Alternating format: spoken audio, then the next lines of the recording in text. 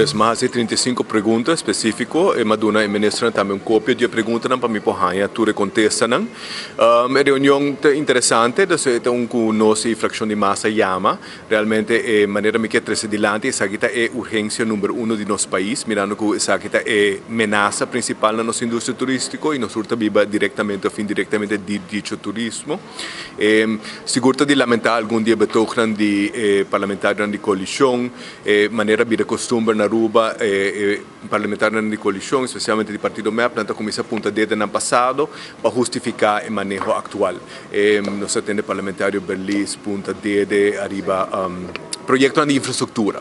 E me dá por mês, o partido tratei desde 2017, 2018, 2019, 3 anos para o meio Covid e você pone florim para Airways aqui. Ou seja, esforço para Airways aqui. Depois ela questiona e me dá por mês.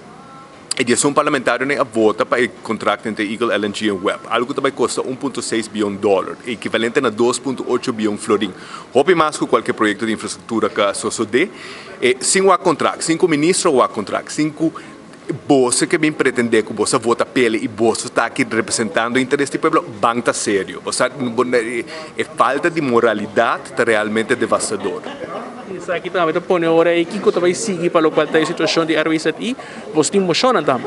Sim, nós temos emoção vindo e também realmente nós temos de ministrar sua proposição com 16 milhões que bem feita aí que também na comissão resolver o problema. A realidade é que nota su planta trata el síntoma, entonces es holó, entonces vinco air raiders para crear más bacterias, te ayuda que holó y no te va a reforzar el concreto para si acaso Dios libre de un desastre y no contaminar tu área. Pero realmente lo que nos está buscando es una solución. Y me dice 60 millones que nos meter para un planta nuevo, da menos del 5% de nuestro presupuesto nacional. Ese mes de urgencia. Una cosa como pedida es financial statements of el resultado en el web, el mar y otro utilities, pues mi no quiere que la compañía estatal no tenga capacidad financiera para tomar over Airways y manera de proponer y invertir 60 millones. Si este no te caso, costa hopi malo y nada. También me apunto si tiene una proposición para privatizar la planta, me está conveniendo que si tiene y no voy a aceptar, entonces me quiero hay más información de la proposición, para que no voy a aceptar.